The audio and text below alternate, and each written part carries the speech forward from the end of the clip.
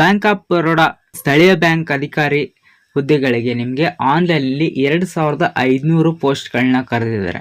ಈ ಒಂದು ಅಪ್ಲಿಕೇಶನ್ ಹಾಕೋದಕ್ಕೆ ನಿಮಗೆ ಏನೇನೆಲ್ಲ ರಿಕ್ವೈರ್ಮೆಂಟ್ಸ್ ಇರಬೇಕು ಅನ್ನೋದನ್ನ ಈ ಒಂದು ವಿಡಿಯೋದಲ್ಲಿ ತಿಳಿಸ್ಕೊಡ್ತೀನಿ. ವಿಡಿಯೋನ ಸ್ಕಿಪ್ ಮಾಡದೆ ಕೊನೆ ತನಕ ನೋಡಿ. ಸೊ ನಿಮ್ಗೆ ಮೊದಲೇದಾಗಿ ನೋಡೋದಾದ್ರೆ, ಸೊ ನಿಮ್ಗೆ ಇದು ಬ್ಯಾಂಕ್ ಆಫ್ ಬರೋಡಾದಿಂದ ಈ ಒಂದು ಪೋಸ್ಟ್ ಅನ್ನ ಕರೆದಿದ್ದಾರೆ. ನಿಮ್ಗೆ ಆಲ್ ಇಂಡಿಯಾದಲ್ಲಿ ಎಲ್ಲಿ ಬೇಕಾದಲ್ಲೂ ಕೂಡ ಈ ಒಂದು ಜಾಬ್ ಅವೈಲೇಬಲ್ ಇದೆ. ಅಂಡ್ ನಿಮ್ಗೆ ಇದು ಸ್ಯಾಲ್ರಿ ಎಷ್ಟಿರುತ್ತೆ ಅಂದ್ರೆ 48,480 ರೂಪಾಯಿಂದ 85,920 ರೂಪಾಯಿ ತನಕ ನಿಮ್ಗೆ ಸ್ಯಾಲ್ರಿ ಇರುತ್ತೆ. ಅಂಡ್ ನಿಮ್ಗೆ ನೆಕ್ಸ್ಟ್ ನೋಡೋದಾದ್ರೆ, ಸೊ ಯಾವ್ಯಾವ ಸ್ಟೇಟ್ ಅಲ್ಲಿ ಎಷ್ಟೆಷ್ಟು ಎಲ್ಲಿ ಇದಾವೆ ಅಂತ ನೋಡೋದಾದ್ರೆ ಪೋಸ್ಟ್ಗಳು, ಗೋವಾದಲ್ಲಿ 15 ಇದಾವೆ, ಗುಜರಾತ್ ನಲ್ಲಿ 1160, ಅಂಡ್ ಜಮ್ಮು ಮತ್ತು ಕಾಶ್ಮೀರದಲ್ಲಿ 10, ಕರ್ನಾಟಕದಲ್ಲಿ 450. ಸೊ ಇನ್ನು ಸ್ಟೇಟ್ಗಳಲ್ಲಿ ತುಂಬಾ ಪೋಸ್ಟ್ಗಳು ಖಾಲಿ ಇದಾವೆ. ಸೊ ಇದನ್ನ ನಾನು PDF ಹಾಕಿರ್ತೀನಿ, ನೀವು ಅದನ್ನ ಓದ್ಕೋಬಹುದು.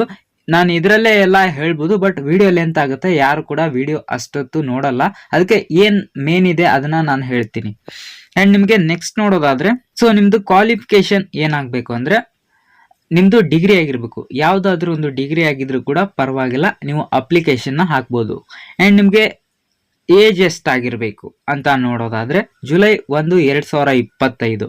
ಸೊ ಈ ಒಂದು ಡೇಟ್ ಅಲ್ಲಿ ನಿಮ್ಗೆ 21 ವರ್ಷದಿಂದ 30 ವರ್ಷದ ತನಕ ಏಜ್ ಆಗಿರ್ಬೇಕು. ಇಷ್ಟ ಆಗಿದ್ರೆ ನೀವು ಅಪ್ಲಿಕೇಶನ್ ಹಾಕ್ಬೋದು. ಅಂಡ್ ನಿಮ್ಗೆ ನೆಕ್ಸ್ಟ್ ನೋಡೋದಾದ್ರೆ, ಸೊ ವಯೋಮಿತಿ ಸಡಿಲಿಕೆ OBC NCL ಅಭ್ಯರ್ಥಿಗಳಿಗೆ 3 ವರ್ಷದ ತನಕ ಏಜ್ ರಿಲ್ಯಾಕ್ಸೇಷನ್ ಇದೆ.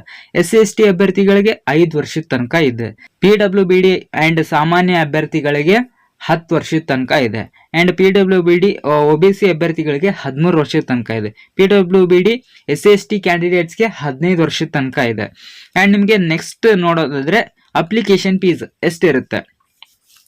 So SC/ST and PWD and ESM ಅಭ್ಯರ್ಥಿಗಳಿಗೆ 175 ರೂಪಾಯಿ ಅಪ್ಲಿಕೇಶನ್ ಫೀಸ್ ಇರುತ್ತೆ. ಅಂಡ್ ಸಾಮಾನ್ಯ EWS OBC ಅಭ್ಯರ್ಥಿಗಳಿಗೆ 850 ರೂಪಾಯಿ ಇರುತ್ತೆ. ಅಂಡ್ ಇದನ್ನ ನೀವು ಆನ್ಲೈನ್ ಅಲ್ಲಿ credit card, debit card, net banking, so UPI ಮುಖಾಂತರ ನೀವು ಈ ಒಂದು ಅಮೌಂಟ್ ಅನ್ನ ಪೇ ಮಾಡಬಹುದು. ಅಂಡ್ ನಿಮ್ಗೆ ನೆಕ್ಸ್ಟ್ ನೋಡೋದಾದ್ರೆ ಆಯ್ಕೆಯ ಪ್ರಕ್ರಿಯೆ ಯಾವ ತರ ಇರುತ್ತೆ. ಆನ್ಲೈನ್ ಅಲ್ಲಿ ಒಂದು ಕಂಪ್ಯೂಟರ್ ಬೇಸ್ಡ್ ಒಂದು ಎಕ್ಸಾಮ್ ಇರುತ್ತೆ, ಅದನ್ನ ನೀವು ಅಟೆಂಡ್ ಮಾಡಬೇಕು. ಅಂಡ್ ಒಂದು ಗುಂಪು ಚರ್ಚೆ ಅಂತೆ. ಗುಂಪು ಚರ್ಚೆ ಅಂದ್ರೆ ಒಂದು ಟಾಪಿಕ್ ಕೊಡ್ತಾರೆ, ಆ ಟಾಪಿಕ್ ಬಗ್ಗೆ ನೀವು ಸೊ ಎಕ್ಸ್ಪ್ಲೇನ್ ಮಾಡ್ಬೇಕಾಗುತ್ತೆ. ನಿಮ್ಮ ಗ್ರೂಪ್ನಲ್ಲಿ ಎಲ್ಲರೂ ಒಂದು 10 ಜನ ಈ ತರ ಮಾಡಿ ನಿಮ್ಗೊಂದು ಆಕ್ಟಿವಿಟಿ ಕೊಡ್ತಾರೆ, ಆ ಆಕ್ಟಿವಿಟಿನ ನೀವು ಅವ್ರಿಗೆ ತಿಳಿಸ್ಕೊಡ್ಬೇಕು. ಅಂಡ್ ನಿಮ್ಗೆ ಸಂದರ್ಶನ, ಒಂದು ಪರ್ಸನಲ್ ಇಂಟರ್ವ್ಯೂ ಇರುತ್ತೆ.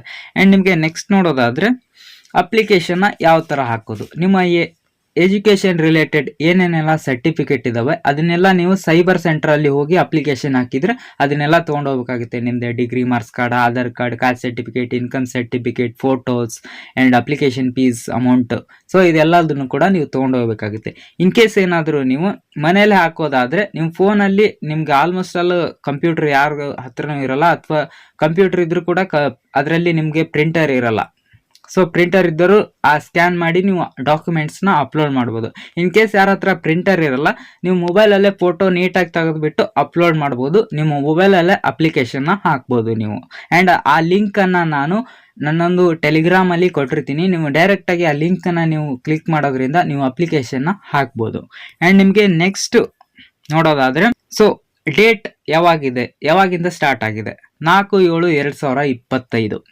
ಆ್ಯಂಡ್ ನಿಮಗೆ ಕ್ಲೋಸಿಂಗ್ ಡೇಟ್ ಯಾವಾಗಿದೆ ಅಂದರೆ 24 ಜುಲೈ 2025. ಆ್ಯಂಡ್ ನಿಮಗೆ ಅಪ್ಲಿಕೇಶನ್ ಫೀಸ್ ಪೇ ಮಾಡ್ತಿರಲ್ವಾ, ಅದ್ರದ್ದು ಕೂಡ ಲಾಸ್ಟ್ ಡೇಟ್ ಇರೋದು ಕೂಡ ಅವತ್ತೇ ಇದೆ. ನೀವು ಅಪ್ಲಿಕೇಶನ್ನ ಹಾಕ್ಬೋದು. ಆ್ಯಂಡ್ ಇದಕ್ಕೆ ಡೇಟ್ ತುಂಬ ಕಡಿಮೆ ಇರೋದ್ರಿಂದ ಆಲ್ಮೋಸ್ಟ್ ಆಲ್ ಬೇಗ ಅಪ್ಲಿಕೇಶನ್ ಹಾಕಿ. ಪೋಸ್ಟ್ಗಳು ಕೂಡ ನಿಮಗೆ ಜಾಸ್ತಿನೇ ಎಲ್ಲ ಅವೈಲೇಬಲ್ ಇದ್ದಾವೆ. ನೀವು ಅಪ್ಲಿಕೇಶನ್ ಬೇಗ ಹಾಕಿದರೆ ನಿಮ್ಮದು ಕೂಡ ಅಪ್ಲಿಕೇಶನ್ ಸೆಲೆಕ್ಟ್ ಆಗ್ಬೋದು. ಆ್ಯಂಡ್ ಐ ಹೋಪ್ ಒಂದು ವಿಡಿಯೋ ನಿಮಗೆ ಯೂಸ್ಫುಲ್ ಆಗಿದೆ ಅಂತ ಅಂದ್ಕೋತೀನಿ. ಇಷ್ಟ ಆದರೆ ಒಂದು ಲೈಕ್ ಅನ್ನ ಮಾಡಿ. ನಮ್ಮ ಚಾನಲ್ನ ಇನ್ನೂ ಕೂಡ ಏನಾದರೂ ಸಬ್ಸ್ಕ್ರೈಬ್ ಆಗಿಲ್ಲ ಅಂದರೆ ಸಬ್ಸ್ಕ್ರೈಬ್ ಆಗಿ. ಸಿಗೋಣ ನೆಕ್ಸ್ಟ್ ವಿಡಿಯೋ.